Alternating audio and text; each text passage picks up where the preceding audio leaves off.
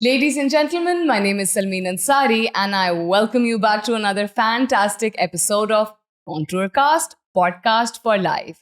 Thank you so very much for the warmth, for the love and the appreciation that you've given us on the episodes so far. अगर आपने अभी तक हमारे YouTube, Spotify और SoundCloud channels को नहीं subscribe किया है, तो please, without any further delay, do go ahead and subscribe to them so that you get the notifications for future episodes. The gentleman that I have with me today is definitely a very, very unique person. He has a very interesting story. The backstory of who he is today is even more interesting than the story of current times. मेरे साथ आज मौजूद है एक ऐसी शख्सियत जिन्होंने 10 साल से ज़्यादा का वक्त गुजारा है कॉन्टूर सॉफ्टवेयर में. उनकी कॉन्ट्रीब्यूशंस क्या हैं, उनकी ग्रोथ जर्नी क्या रही है, ये उनकी ही जुबानी हम सुनते हैं. I'm delighted to welcome to the hot seat Amir Imam. Amir, welcome to the hot seat. Thank you for having me. You're very welcome. Amir, आपकी कहानी as I said वाकई में बड़ी दिलचस्प है और ये कहने वाली बात नहीं है. और वो दिलचस्प इसलिए है because the background that you have of where you started as a youngster in Karachi and what you are doing today has evolved in a very unexpected and a beautiful way. तो सबसे पहले तो पहले सवाल के दो हिस्से हैं. एक ये कि कॉन्टूर सॉफ्टवेयर में आपकी जो जर्नी रही है माशाल्लाह 10 साल की, कंग्रेचुलेशंस ऑन दैट. क्या क्या ऐसी मज़ेदार कहानियां हैं जो आप शेयर कर सकते हैं, क्योंकि आपने इसको बिल्कुल शुरुआत से देखा है इवॉल्व करते हुए, बिल्डअप होते हुए. तो एक तो ये बताइएगा, और दूसरा पिछले 10 साल में इंडस्ट्री में क्या क्या चेंजेस आए हैं वो ज़रूर शेयर कीजिएगा. Thank you. So starting from your first question, so मैं उस टाइम से कॉन्टूर में हूँ जब हमारे बिलाल महमूद साहब जो हैं वो हमारे फाइनल इंटरव्यू करते थे. अच्छा. और नाउ अब उनकी पोजीशन जो है वो अलग है. और फिर मैंने वो टाइम भी देखा कि ये फाइनल इंटरव्यू बिलाल महमूद से कन्वर्ट होके डिफरेंट स्टेजेस में होते होते अब हमारे जो डिफरेंट HRs हैं वो ये कर रहे होते हैं. राइट. सो प्लस मैंने वो टाइम भी देखा जो हमारे डायरेक्टर्स हैं, जब यहाँ पे डायरेक्टर्स भी मौजूद नहीं थे, तो फिर मैंने वो भी देखा. Then starting from the Dilkusha forum के we have limited suite there. अच्छा. और वहाँ पे मतलब डेली का हमारा यही था रूटीन कि ऑफिस आने के बाद पहले पूरे ऑफिस से हमें मिलना है. अच्छा. और वहाँ पे क्योंकि उस वक्त काउंट बहुत ही कम था, तो हर इंडिविजुअल एक दूसरे को बहुत अच्छे से जानता था. So we have so many memories. और coming to the second part of your question कि इंडस्ट्री जो है इन 10 ईयर्स में कितनी इवॉल्व हुई है, तो इन 10 ईयर्स को भी मैं ब्रेक करता हूँ 3 स्टेजेस में. लाइक फ्रॉम लास्ट 4 ईयर्स ये बहुत ड्रास्टिक चेंज है. और फ्यूचर के लिहाज से मैं बात करूँ कि मजीद जो 2 ईयर आने वाले हैं वो बहुत ही ज़्यादा जो है वो चेंज होने वाले हैं. कि ना सिर्फ इंडस्ट्री प्लस जो हमारी यूथ है, कि जो मतलब कंसिडरिंग कि जब हम बिल्कुल यूथ थे कि उस वक्त जो हमारा स्टार्ट था, उस वक्त जो माइंडसेट था उसको हम देखें, प्लस हमारे तकरीबन 4 इयर्स के बाद जो जनरेशन आई उसमें काफ़ी चेंजेस आई. और अब जो फ्रेश जनरेशन आ रही है जिसको हम इंटेक करते हैं, तो उसमें बहुत चेंज है. चेंज इसलिए भी है कि टेक्नोलॉजी बहुत तेज़ी से चेंज हो रही है. और चीज़ें जो हैं वो AI की तरफ जा रही हैं, आर्टिफिशियल इंटेलिजेंस के. हर वो चीज़ जो सिमिलर पैटर्न में हो रही है वो एक एक करके रिप्लेस होना शुरू हो गई है. और हमारी जो कंप्यूटर साइंस की फील्ड है वो एक एक करके सारी इस्टेब्लिश्ड इंजीनियरिंग फील्ड को रिप्लेस करती जा रही है. तो हमारे तरीका वारदात जो है वो कुछ इस तरीके से कि हम हैंड चेक करते हैं, जस्ट लाइक कि स्टैटिस्टिक्स की फील्ड थी और उससे हमने हैंड चेक किया, और हमारी जो ब्रांच है उसने डेटा साइंस ने उसको रिप्लेस कर दिया ऑलमोस्ट. सही. सिमिलरली टेलीकॉम पूरी इंडस्ट्री थी, अब टेलीकॉम से हैंडशेक किया गया और टेलीकॉम को भी रिप्लेस कर दिया गया. तो फ्यूचर मतलब पास्ट 10 इयर्स इस तरीके से समराइज होते हैं. प्लस जो फ्यूचर नेक्स्ट 2 इयर्स हैं कि लोगों को अब ये नज़र आ रहा है चैट GPT, जबकि और बहुत सारे सॉल्यूशंस मौजूद हैं. राइट. तो हम प्रेडिक्ट कर सकते हैं कि हर वो चीज़ जो सिमिलर पैटर्न में वो रिप्लेस होती जाएगी. इसी पॉइंट को मैं थोड़ा सा इलैबोरेट करना चाहूँगी, बल्कि मैं चाहूँगी कि आप इलैबोरेट करें. आपने कहा कि जो आपकी प्रीवियस एक बिल्डिंग थी वहाँ पे इतने कम लोग थे कि बाकायदा वक्त मिल जाता था सबसे मिलने का, हेलो हाय करने का, तो वो वक्त आई थिंक बड़ा एक मेमोरेबल होता है. अब तो वक्त नहीं होता है, because there so much more that you need to do. So उस टाइम से लेके अब तक में, इवन दो वक्त कम है, क्या ज्यादा अकॉम्प्लिश कर पा रहे हैं, या ये आपको लगता है एक नेवर एंडिंग रेस है जिसमें वक्त उतना ही रहेगा 24 घंटे और डिमांड बढ़ती जाएगी कि क्या क्या करना है? मेरे ख्याल से इट्स ऑल अबाउट प्रायोरिटी. कि जब हम अपने कैरियर को स्टार्ट करते हैं इन जनरल, तो उस वक्त हमारी प्रायोरिटीज डिफरेंट होती हैं. देन वी गेन एक्सपीरियंसेस, और उन एक्सपीरियंसेस से हम चीज़ों को कम वक्त में करने लग जाते हैं. और ये साइक्लिक में ये देख रहा हूँ मैं, मतलब सारी जनरेशन के वो चीज़ें जो आप बहुत ज़्यादा टाइम देते थे जिन चीज़ों के लिए, चीज़ें स्मार्ट होती जा रही हैं, डिफरेंट टूल्स आती जा रही हैं, टेक्नोलॉजीज आती जा रही हैं, जिनको यूज़ करके हम चीज़ों को ईजिली हैंडल कर पा रहे हैं. अच्छा. तो लेकिन अगेन मेरी फिलॉसफी ये है कि हम वक्त बचाते तो हैं, लेकिन वक्त ज़ाया करने के लिए. Very interesting. वक्त बचाते तो हैं लेकिन वक्त ज़ाया करने के लिए. अच्छा, इंडस्ट्री की एवोल्यूशन की बात आई तो आमिर इमाम में भी एवोल्यूशन आया होगा. Growth is a constant process. It's the only thing that really keeps us going, right? Conscious तरीके से एक ग्रोथ आती है, इंसान में चेंजेस आते हैं जब इंसान बहुत सारी चीज़ों को अडॉप्ट करता है. और कुछ होती है जो कि सबकॉन्शियस ग्रोथ होती है, जो कि आपके इन्वायरमेंट की इन्फ्लुएंस की वजह से आप में आते हैं. Now, Contour Software is one of the most sought after organizations in the country. आपको क्या लगता है कि conscious and subconscious क्या क्या changes आप में आए हैं while you've been here? अच्छा, जो आईटी की इंडस्ट्री है, यहाँ पे किसी एक कंपनी में एक डिकेड गुजारना ये ऑलमोस्ट इम्पॉसिबल समझा जाता है. राइट. और मुझे याद है मेरी मीटिंग हुई थी फर्स्ट टाइम जब डेक्स्टर पाकिस्तान आए थे कराची ऑफिस में, दिलकुशा फोरम में. अच्छा. तो he asked me the same question कि तुम कितने इयर्स तक जो है यहाँ रुकोगे. अच्छा. तो मैंने कहा मैक्सिमम 10 इयर्स तो मैं यहाँ रुकूंगा. Maximum 10 years. अच्छा, ओके. तो उस पे वो बड़ा वो मतलब शॉक उसको लगा. अच्छा. कि उस वक्त के लिहाज से ऑलमोस्ट 7 इयर्स बैक, तो उसके पास जो डेटा था, मतलब उसने ये शेयर किया कि द डेटा आई हैव, और तुम जो बात कर रहे हो ये मैच नहीं करते हैं. कि यहाँ पे जो जनरेशन, मतलब यंग जनरेशन है, उसे बहुत जल्दी है और वो फौरन स्विच करते हैं.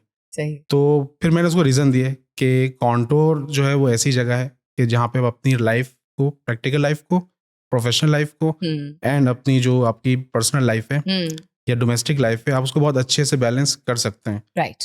तो और अगेन, और ये फैक्ट है, मतलब कि ये बातें कहने के लिए सिर्फ नहीं है. कॉन्टोर ने हमेशा जो है वो इतनी स्पेस हर किसी को दी है. Okay. और यही वो रीज़न है कि मैं घर ज़्यादा टाइम जो है वो कॉन्टोर में स्पेंड करता हूँ.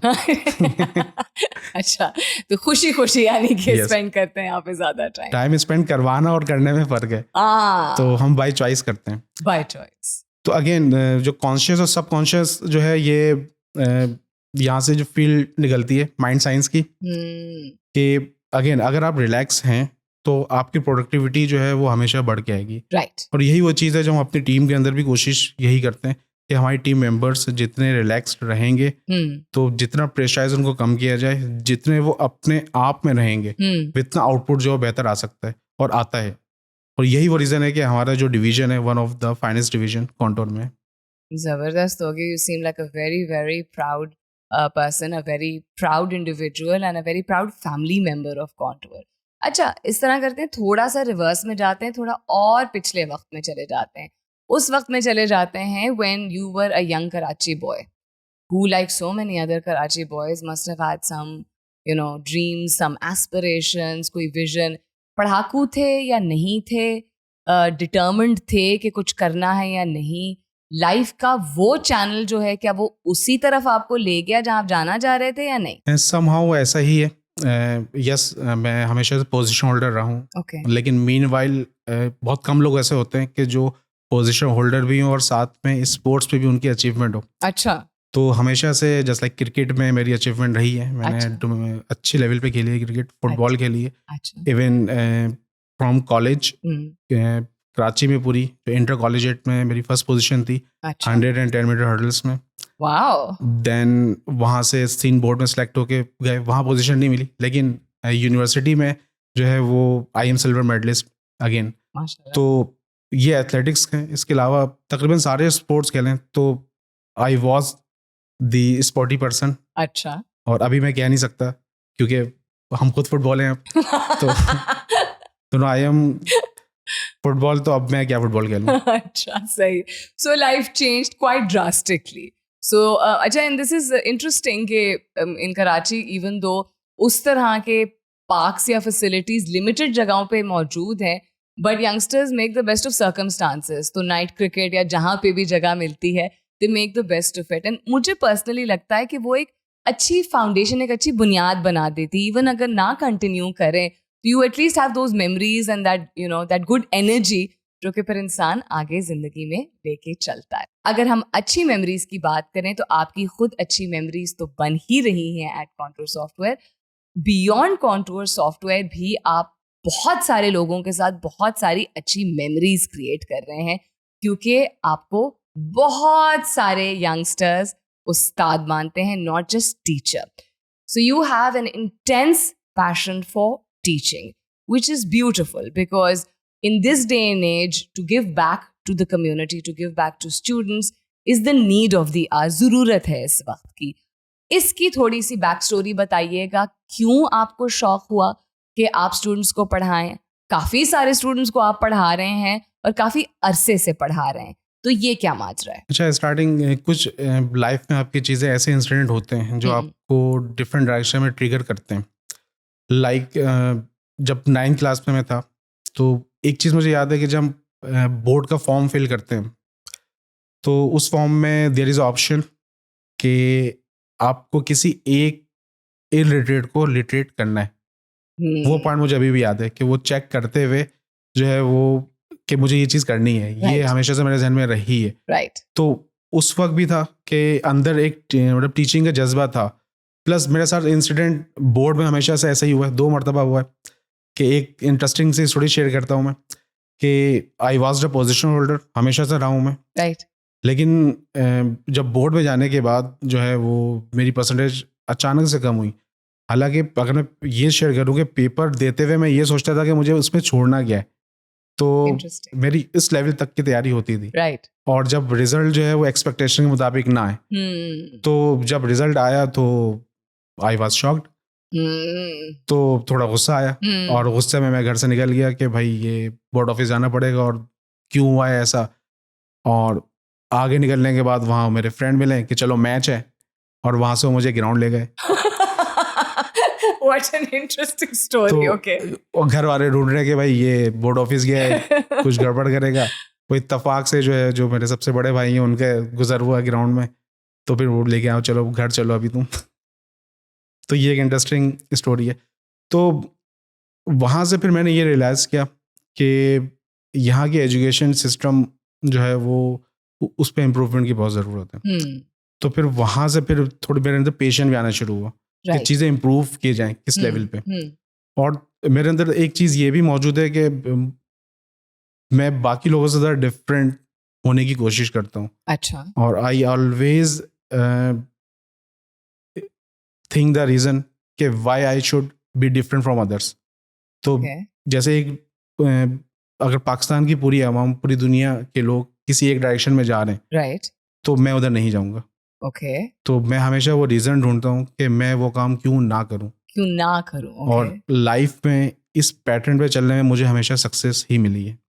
ओके. और जो स्टूडेंट वाली चीज़ आपने करी है, क्योंकि पैशन है एंड आई वांट इम्प्रूवमेंट, तो वो एक टीचर का एक जो वो जज्बा है कि चीज़ों को इम्प्रूव किया जाए जिस लेवल पे भी हो सके. और दूसरी चीज़ ये है कि मुझे मतलब लोग टीचर तो हूँ मैं, लेकिन मुझे अगर स्टूडेंट से भी सीखने को मिलता है तो मैं उनसे सीखता हूँ कि मतलब कि ये चीज़ होनी नहीं चाहिए किसी के अंदर भी, कि अगर आप किसी को पढ़ा रहे हैं तो आपको सब कुछ आ गया है. और मैं ये समझता हूँ कि अगर किसी का ये कॉन्सेप्ट है कि उसे सब कुछ आ गया है, तो उस दिन से उसका डाउनफॉल स्टार्ट हो गया. तो ये life is all about continuous learning. तो आपको कंटिन्यूसली जो है लर्न करना है. जब जिंदगी में इंसान कुछ करना चाहता है, क्योंकि वो उसके लिए इम्पोर्टेंट होती है, तो एक विजन होता है, फिर पैशन होता है, और फिर बहुत सारी मेहनत होती है. जब एक से ज्यादा लोग मिलते हैं जो लाइक माइंडेड होते हैं, जिनका एक कॉमन विजन और गोल होता है, तो मोस्ट ऑफ द टाइम कुछ और भी बड़ा और भी अच्छा सामने आता है. आपको पढ़ाने का और giving back to the community का ना सिर्फ शौक और लगन था, बट आपने एक जिम्मेदारी ली थी अपने ऊपर, right? And I don't think you new कि कॉन्टूर सॉफ्टवेयर में भी ऐसे लोग होंगे जिनके लिए ये उतना ही अहम है जितना आपके लिए. So I would like you to shed some light and some detail on the boot camp जो कि कॉन्टूर सॉफ्टवेयर बहुत बेहतरीन तरीके से कंडक्ट कर रहा है. और आप इसलिए भी सबसे बेहतरीन शख्स है इसके बारे में बात करने के लिए क्योंकि बूट कैंप का करिकुलम डिज़ाइन जो है उसमें you have been right at the front, जो कि बहुत बड़ा फीट है. So please tell us about it. अच्छा, इस क्वेश्चन को मैं 2 पार्ट पे डिवाइड करता हूँ. Okay. Like mind wise, like हमने डिफरेंट कम्युनिटीज़ भी स्टार्ट करी कि काफ़ी अरसे से हम ये देख रहे थे कि there is a gap between academy and industry, कि इंडस्ट्री को जिस तरह का इनपुट चाहिए है एकेडमिया उसके करीब करीब तो पहुंच रहा है लेकिन बिल्कुल वैसा नहीं कर पा रहा है. तो there is definitely a gap. Okay. तो उसको फुलफिल करने के लिए लाइक माइंड लोग आगे आए और हम फ्रॉम कॉन्टोर और मेरे बॉस भी हैं, राइट. तो हमने मिल के और along with some other guys हमने कुछ सोसाइटीज़ स्टार्ट करी. ठीक है. ताकि हम चीज़ों को इम्प्रूव करें. तो हमने काफ़ी इम्प्रूवमेंट लेकर भी आए, प्लस फिर एकेडमी में जाके वहाँ पे ये रियलाइज़ करवाना कि वाकई में गैप है और डिफरेंट यूनिवर्सिटीज़ ने इस चीज़ को एक्सेप्ट किया और वहाँ पे वो इम्प्रूवमेंट लेकर आए. Coming to the second part कि कॉन्टोर, तो कॉन्टोर हमेशा से जो है वो इम्प्रूवमेंट जहाँ जहाँ हो सकती है उसमें हमेशा सरगर्म रहता है. तो अगेन एक तरफ हम जो है वो इस पे ऑलरेडी काम कर रहे थे, और ऑलरेडी इंडस्ट्री को भी पता था और एकेडमिया को भी पता था कि इस पे जो है काफ़ी अच्छी एफर्ट हो रही है और हम इस पे काम कर रहे हैं. तो हमें सक्सेस भी उस पर काफ़ी मिल रही थी. तो कॉन्टोर ने, हम डिफरेंट मीटअप्स करवाते हैं कि जहाँ पे इंडस्ट्री के लोग और स्टूडेंट्स एंड जो फैकल्टीज़ होती हैं उनको एक जगह गैदर करते हैं कि क्वालिटी एश्योरेंस की फील्ड में, टेस्टिंग की फील्ड में, ऑटोमेशन की फील्ड में क्या चीज़ें चल रही हैं और किस तरीके से उन्हें आगे बढ़ाया जाए और ये रियलाइज़ किया जाए कि हम कहाँ लैग कर रहे हैं. तो वो किक ऑफ देने के लिए काफ़ी अच्छा साबित हुआ. तो वहाँ से कॉन्टोर ने हमें कॉन्टेक्ट किया कि ये जो आप यूनिवर्सिटीज़ में प्रोग्राम्स करते हैं तो why not you use our platform. तो वहाँ से फिर ये रास्ता स्टार्ट हुआ from industry to Contour industry. Okay. तो कॉन्टोर के अंदर भी फिर ये मीटअप्स हमने मल्टीपल टाइम्स करवाएं. ठीक है. तो फिर जब ये चीज़ें स्टार्ट हुई कि बूट कैम्प होना चाहिए और इस गैप को ब्रिज करने के लिए, तो फिर कॉन्टोर से कॉन्टैक्ट भी हुआ कि जो है you are the right person. और उस पर फिर जो है ये प्राउड की बात भी मेरे लिए कि जो क्वालिटी एश्योरेंस का जो करिकुलम है उसमें जो है वो बहुत मेजर रोल रहा. एंड अगेन पेशेंट वाली चीज़ कहना तो आसान है कि हम कह देते हैं पैशन है, लेकिन उस पैशन को अचीव करने के लिए जो पीछे there are so many hours. Yes. तो वो आवर्स जो है वो आपको अपने नॉर्मल वर्क से नहीं निकालने होते हैं, वो आपको उन एडिशनल आवर्स से निकालने होते हैं जिसमें आपको रेस्ट करना है या जिसमें आपको फैमिली को टाइम देना है.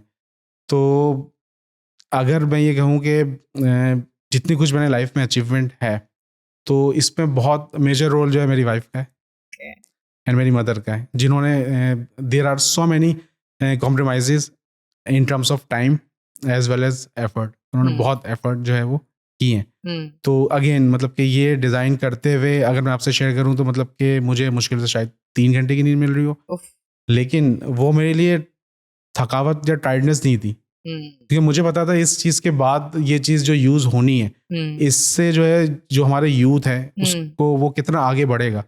और जो तकरीबन मुझे इंडस्ट्री में 17 ईयर्स हो चुके हैं और उन 17 ईयर्स का एक्सपीरियंस प्लस मुझे तकरीबन 8 ईयर्स से मैं एकेडमिया में पढ़ा रहा हूँ डिफरेंट कोर्सेज, वो एक्सपीरियंस प्लस मैं स्टूडेंट के बहुत करीब रहता हूँ, उनसे बहुत इंगेज रहता हूँ. तो ये सारी चीज़ें इनपुट बन के जो ये एक आउटपुट बना है ये, और जिस तरीके से ये बैचेस निकल रहे हैं तो ये अल्हम्दुलिल्लाह काफ़ी सक्सेसफुल जो है वो ये रहा है. एक होता है टेस्टिंग योर पेशेंस, एक होती है लिटरल टेस्टिंग जो आप लोग करते हैं. उसके बारे में बड़ी इंटरेस्टिंग आपने उस दिन एक बात बताई कि काफी सारी अटेंशन और क्रेडिट जो है वो एक सर्टन रुख ऑफ आईटी में चली जाती है, और टेस्टिंग की जो इम्पोर्टेंस है वो खैर अपनी जगह है, लेकिन उसके बारे में शायद मिसकंसेप्शंस हैं कुछ, उसके बारे में क्या कहेंगे आप? अच्छा, इसमें स्टार्टिंग फ्रॉम यूनिवर्सिटी, मतलब कि ये जो कॉन्सेप्ट है ये यूनिवर्सिटी से ही डाला जाता है। अच्छा। कि यूनिवर्सिटी के हमारे जितनी भी यूनिवर्सिटीज़ हैं, इनका करिकुलम डिज़ाइन इस तरीके से हुआ है कि डिफ़ॉल्ट में जो आउटपुट है वो डेवलपर्स हैं। जबकि जब हम इंडस्ट्री में आते हैं तो हम देखते हैं कि डेवलपर जो है वो जस्ट एक पोर्शन है। और मेरी एनालिसिस ये है कि वक्त के साथ साथ ये डेवलपमेंट जो है वो लिमिटेड होती जा रही है। ओके। ख़त्म वाली बात नहीं है, लेकिन लिमिट होती जा रही है, सैचुरेट हो जाएगी एक पॉइंट पे आके, ड्यू टू एआई। कि सेम पैटर्न में चीज़ें रिपीट हो रही हैं, सेम तरह की अगर चीज़ें हो रही हैं तो वो कंपोनेंट बेस्ड मौजूद है हमारे पास। राइट। अच्छा, इंडस्ट्री को ये लगता है कि टेस्टिंग जो है वो कॉस्ट सेंटर्स हैं, तो हमने ये प्रूव किया है कि अपनी सोसाइटीज़ को यूज़ करके, कि जो हमारी टेस्टिंग सोसाइटीज़ हैं, कि हम रेवेन्यू भी जनरेट कर सकते हैं। तो फिर कॉन्सेप्ट आता है कि testing as a service, automation as a service. तो ये आप अपने कस्टमर्स को जो है वो प्रपोज कर सकते हैं और ये सर्विस प्रोवाइड कर सकते हैं। तो इसको भी हमने यूज़ करके जो है काफ़ी प्रोजेक्ट्स जो है किए हैं। तो ये एक डायरेक्शन है कि अगर किसी को ये लगता है कि टेस्टर्स जो हैं वो कॉस्ट सेंटर्स हैं, तो ऐसा बिल्कुल नहीं है। वो डायरेक्टली भी रेवेन्यू जनरेट करवा सकते हैं। ऑलराइट। इंडस्ट्री के अंदर एक ये मिसकंसेप्शन जो है मौजूद है कि जो यूनिवर्सिटी में कुछ नहीं कर पाया वो टेस्टिंग साइड चले जाए, वो एक टेस्टर बन सकता है। जबकि टेस्टिंग जो है वो हर किसी की बस की बात नहीं है। तो टेस्टिंग, मैं ये कहता हूँ कि टेस्टिंग के लिए आपको अंदर से टेस्टर होना ज़रूरी है। अच्छा। आपको एक क्रिटिक होना ज़रूरी है। राइट। और आप जितने अच्छे क्रिटिक होंगे आप उतने ही बेहतर तरीके से टेस्ट कर पाएंगे। और टेस्टिंग हमारी पूरी लाइफ में मौजूद है। अगर एग्जाम्पल के तौर पे अगर हम कोई न्यू मोबाइल परचेज करते हैं तो हम फ़ौरन खोल के उसे टेस्ट करते हैं। तो हम टेस्ट ही करते हैं उसको। हमें लग रहा होता है, क्योंकि हमें अंदर से सेटिस्फेक्शन नहीं होती है, हमें डर होता है कि शायद ना चला तो। हालांकि वो न्यू आपने परचेज किया। बिल्कुल। अच्छा, अल्लाह ने इंसान को बनाया ही ऐसे है कि ये चीज़ नेचर में है कि जब तक आप किसी चीज़ को टेस्ट ना करें आप सेटिस्फाई नहीं होते। बिल्कुल। तो टेस्टिंग फिर जब नेचर में मौजूद है तो इसने हमेशा रहना है वैसे भी। तो जो मिसकंसेप्शन है इसे दूर होना चाहिए कि आपको एक्सेल करने के लिए you can get the entry in the field, लेकिन उसे मजीद एक्सेल करने के लिए you need to have some certification and trainings कि आप बेहतर तरीके से उसको परफॉर्म कर सकें। बिल्कुल। तो डिफरेंट टेक्निक्स वगैरह होती हैं, वो आपको सीख के अप्लाई करना ज़रूरी है ताकि आप बेहतर और इफेक्टिव टेस्टर भी बन सकें। सही। सो यू इनकरेज कि डिफरेंट सर्टिफिकेशन से अपने आप को अपडेटेड रखना चाहिए यंगस्टर्स को। एग्जैक्टली। और सर्टिफिकेशन से हमारी जो नॉलेज है बहुत मेच्योर होती है। क्योंकि जो हमारी जनरेशन है उसको लर्निंग का पैटर्न उसके लिए क्या है कि कोई भी चीज़ उसे सीखनी है वो गूगल पे जाएगा, सर्च करेगा और न्यू टैब ओपन करने के बाद फर्स्ट या सेकंड टैब में उसको कोई आसान डेफिनेशन मिल जाएगी। राइट। और वो उसको बाय कर लेगा। True, very true. जबकि सही तरीका ये होना चाहिए कि he should refer to the original source या करेक्ट डेफिनेशन।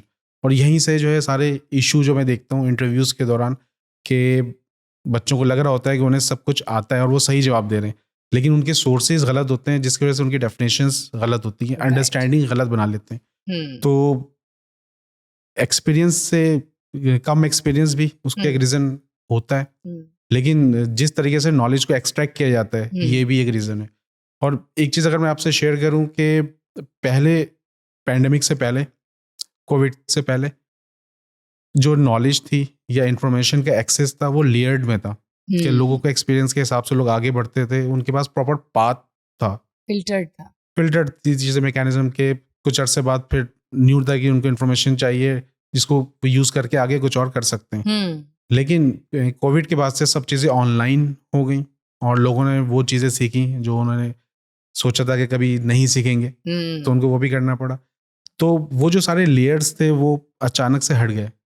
तो एक्स्ट्रा नॉलेज जो है वो मिक्स होके कुछ अलग से चीज़ बन गई। जो प्रॉपर एक पाथ था जिसको फॉलो करके बेहतर जो है वो आउटपुट आ रहा था वो डिस्टर्ब हो गया। जो आजकल मैं हर जगह ये देख रहा हूँ कि सबका यही गिला है कि जो न्यू जनरेशन है, बिल्कुल जो न्यू स्टार्ट कर रहे हैं कैरियर, ये बहुत डिफरेंट है, इनके अंदर पेशेंस की कमी है। तो ये पेशेंस वाली चीज़ जो है वो एक तो उसे समझाना, कैटर करना, ये हम एक्सपीरियंस वाले लोगों का ही काम है, बजाय इसके हम ब्लेम करें खाली कि ठीक है वो आउटपुट आ रहा है, लेकिन we should see the reason कि ऐसा हो क्यों रहा है। और ऑब्वियसली ये हमारी सोसाइटी का ही मसला है, ये पेशेंस का जो ओवरऑल मसला है। तो इसी वजह से मैंने जो है वो माइंड साइंसेस की सर्टिफिकेशन भी करी कि इन चीज़ों को बेहतर तरीके से डील किया जाए। अगर कोई मेरी रिसोर्स या मेरे स्टूडेंट के हाफ ऑफ सेमेस्टर वो बहुत अच्छा पढ़ रहे हैं, इंगेज हैं, ऑल ऑफ सडन उनकी एंगेजमेंट में जो है वो थोड़ी लैप्सेस आ रहे हैं, तो उनके साथ बैठना, रीज़न समझना कि ऐसा क्यों हो रहा है, कोई फैमिली इशू है। तो मतलब मैं इवन इस लेवल तक भी अपने स्टूडेंट के साथ बैठता हूँ कि जो एक्चुअल रीज़न है, जब तक आप उसको सॉर्ट आउट नहीं करेंगे आपका अच्छा आउटपुट नहीं आएगा। सिमिलरली प्रोफेशनल लाइफ में भी बिल्कुल ऐसे ही है कि जब तक जो रीजंस हैं सबके, तो इसलिए मैं कहता हूँ कि हर किसी को अपने वाई जो है वो क्लियर करने चाहिए। लाइफ के जितने वाइज आपके क्लियर होंगे, उतने बेहतर तरीके से आप चीज़ों को डील कर पाएंगे। तो माइंड साइंस की एक टेक्निक है कि मतलब मैं किस तरीके से मैनेज करता हूँ इतनी चीज़ें कि मैं डिफरेंट सोसाइटीज़ का फाउंडिंग मेंबर भी हूँ, सोसाइटीज़ भी चल रही हैं, प्लस दूसरी भी सोसाइटीज़ हैं जहाँ पे मैं एग्जेक्टिव मेंबर हूँ, एक्टिवली पार्टिसिपेट वहाँ भी करना पड़ता है, प्लस ऑफिस भी है मेन काम, प्लस यूनिवर्सिटीज़ भी देख रहे हैं, बोर्ड कैंप भी आजकल मौजूद है। तो ये कॉमन क्वेश्चन है जो मेरे स्टूडेंट या हर कोई मुझसे पूछता है कि how do you manage your time. तो इसके लिए माइंड साइंस की एक टेक्निक है जिसे टाइम मैनेजमेंट की टेक्निक भी कहते हैं। कि स्टार्ट में वो लिख के मैंने परफॉर्म करी, देन वो मेरे सबकॉन्शियस का पार्ट है, तो वो ऑटोमेटिकली जो है वो चीज़ें सॉर्ट आउट हो जाती हैं। तो allow me to share with you please. तो इसे कहते हैं 4D टेक्निक। कि डी का फर्स्ट डी जो है वो है डू।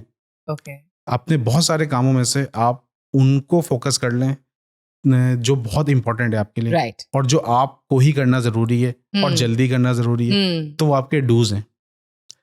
अपने लिस्ट में से आप जो नेक्स्ट डी है उस तरफ जाएं, तो अपने लिस्ट में से आप जो है कुछ चीज़ें जो आपको करना ज़रूरी नहीं है लेकिन उनका होना ज़रूरी है, तो उसको आप डेलीगेट करते हैं किसी और को, ताकि वो काम हो जाए और आपका जो टाइम है वो भी बच जाए, और आप जो मेंटली तौर पर अगर स्ट्रेस में जाते हैं उस चीज़ के सोचते हुए कि ये मुझे करना है जबकि वो आपको करने की ज़रूरत नहीं थी, तो ये 2D हो गए कि डू एंड डेलीगेट।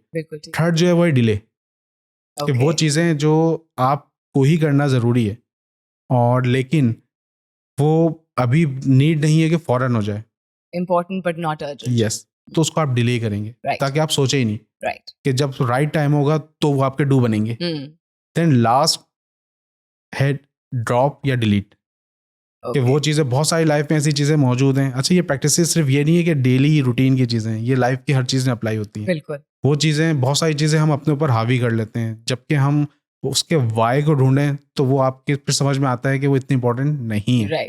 तो ऐसी चीज़ें जिनको हमें लग रहा होता है कि शायद ज़रूरत है लेकिन इन एक्चुअल उसकी नीड नहीं होती, तो ऐसी सारी चीज़ों को आप जो है वो ड्रॉप करेंगे या डिलीट करेंगे अपने ब्रेन से। तो इस प्रैक्टिस को पहले लिख के मैंने 1 वीक तक या 2 वीक तक अप्लाई किया, और उसके बाद से मेरा माइंड अब ट्रेंड है। तब जो भी चीज़ें आती हैं ऑटोमेटिकली मेरा माइंड सॉर्ट आउट कर लेता है कि कौन से मेरे डूज हैं, कौन सी चीज़ मुझे डेलीगेट करनी है, तो आउटपुट जो है मुझसे मैक्सिमम निकल के स्मूथली आ रहा है कि मैं स्ट्रेस आउट नहीं हो रहा। तो ये सबके लिए जो ये टेक्निक बहुत काम की है कि हर कोई जो मल्टीपल चीज़ें एक साथ डील कर रहे होते हैं उसको ये लाजमी जो है वो यूज़ करें। ज़बरदस्त हो गया।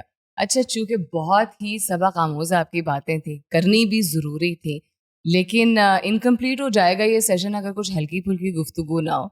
एक बड़ी ही आपने बेहतरीन बात शुरू में खुद ही कह दी थी, मुझे सवाल ही नहीं पूछना पड़ा। आपने कहा मैं बहुत सारा क्रेडिट देता हूँ अपनी वालदा को और अपनी बेगम को, which is a beautiful juggle that you did right there, दोनों को सही क्रेडिट दे के।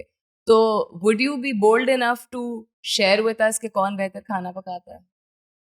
अगर मैं सही से बताऊं तो मैं तो जबरदस्त। I am also a chef, professional chef नहीं, लेकिन जो है वो काफ़ी सारी चीज़ें जो कि मैं उन दोनों से बहुत अच्छा बनाता हूँ। अच्छा, बहुत सारी चीज़ें हैं जो वाइफ ने जो है वो मेरी मदर से सीखी हैं, ओके, और अब वो ज़्यादा स्पेशल हो गई हैं उन चीज़ें बनाने में। तो हर किसी के हाथ का अपना टेस्ट है, बिल्कुल और होता है। अब ये है कि कुछ चीज़ें हैं जो मुझे वाइफ के हाथ की बहुत पसंद है, ओके, और कुछ चीज़ें स्टिल जो है वो मुझे मदर के हाथ से ही खाना पसंद है, ऑफ कोर्स। और कुछ चीज़ें हैं जो मैं दोनों हाथ से पसंद नहीं करता, वो मुझे खुद अपने हाथ के पसंद है। तो बीइंग अ टेस्टर एक ये ड्रॉबैक जो लोगों को फेस होता है कि आप क्रिटिक तो होते हैं, तो वो आपकी पर्सनैलिटी का पार्ट भी बन जाते हैं। राइट, तो सबसे ज़्यादा मुश्किल मुझे उस वक्त होती है जब मैं खाना खा रहा हूँ किसी और के हाथ का, तो मैं उसे टेस्ट करने बैठ जाता हूँ कि इसका अगर कलर डार्क हो गया है तो प्याज जो है वो ज़्यादा भून दी गई ओए है होए शायद। होए। तो टेस्टर जो है वो is all about testing.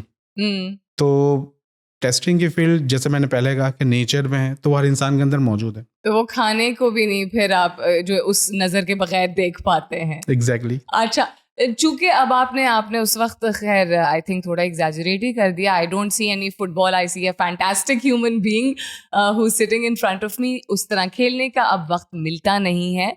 In fact priorities जो है वो चूंकि डिफरेंट हो गई, तो आप वक्त वहाँ सर्व करते हैं, लेकिन क्या देखने का वक्त मिलता है?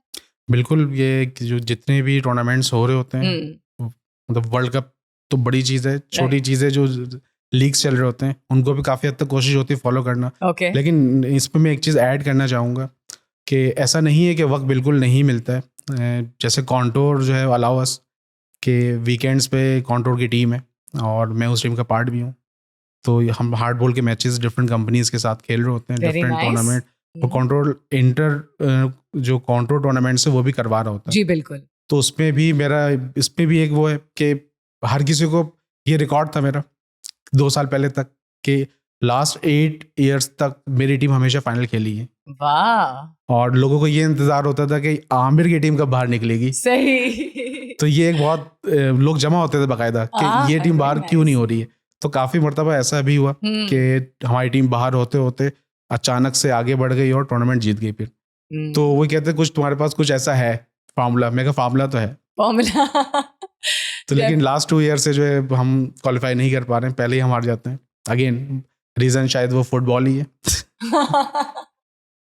अच्छा, मुझे ये बताइए, through the decades over so many years, कोई एक all time favourite cricketer, batsman और बॉलर और ऑलराउंडर? मुझे ये लगता है कि विराट कोहली, बैटिंग में अगर मैं बात करूं, कि वो ऑल टाइम बेस्ट है। ओके, अगर मैं कैप्टन की बात करूं तो धोनी, ओके, और अगर मैं बॉलर की बात करूं तो मोहम्मद आसिफ, कि उस जैसा बॉलर जो है मैजिशियन। वो उसने अपने आप को ज़ाया किया, लेकिन वो जिस तरीके से वो बॉलर दोनों तरफ बॉल घुमाता था, वो मुझे नहीं लगता कि अब दोबारा ऐसा बॉलर आएगा। जीनियस आदमी, एब्सोल्युटली जीनियस। जो करंट क्रिकेट टीम है हमारी, वो भी काफी इंस्पायरिंग है। एक वक्त आया था जो कि थोड़ा सा एक लल पीरियड चल रहा था till about 6-7 years back, and then ये छोटे छोटे से लड़के जो कि अब देव grown into fine gentleman playing brilliantly well in different fields. There so many of them, and माशाल्लाह कभी कोई अपने नाम आईसीसी की कोई ट्रॉफी और अवार्ड कर रहा है, कभी कोई कर रहा है। तो आपकी करंट मौजूदा टीम में कौन फेवरेट है? बाबर आजम। The king. सही। बाबर के बारे में आपको क्या बात पसंद है? बाबर बहुत काम है कि यंग एज से कैप्टनसी उसको मिली, और उसने बहुत अच्छे से टीम को लेके वो चला है। राइट। मतलब बाबर मुझे एज अ कैप्टन तो पसंद नहीं है, लेकिन एज अ क्रिकेटर बहुत पसंद है। करंट उसमें देखूं कि टॉप अगर बैट्समैन में, तो इसकी जर्नी जो है बहुत डिफरेंट है। मतलब कि he is a single person कि पाकिस्तान टीम ने बहुत अरसे तक सिर्फ इसी पे ही रिलाई किया है, और इसने प्रूव भी किया है कि बिल्कुल कंसिस्टेंट परफॉर्मेंस के साथ और बिल्कुल। काम परफॉर्मेंस के साथ, कि जितना भी प्रेशर हो इसने अपने आप को काम रखा है, और ये चीज़ मेरे अंदर भी मौजूद है। शायद यही रीज़न है कि मैं उसको लाइक कर रहा हूँ। रिलेटेबल एक चीज है। तो ये बेहतरीन हो गया आमिर। बातें तो आई थिंक खत्म ही नहीं होंगी, लेकिन वक्त खत्म हो गया है। Thank you so much for being with us today. Thank you so much for having me here. Ladies and gentlemen, what a memorable conversation this was. I'm sure आप लोगों को भी उतना ही मजा आया होगा देखने में जितना हमें गुफ्तगू करने में आया होगा. Don't forget to tune in next week for another exciting episode. Till then, this is me, Salmeen Ansari, saying thank you and Allah Hafiz.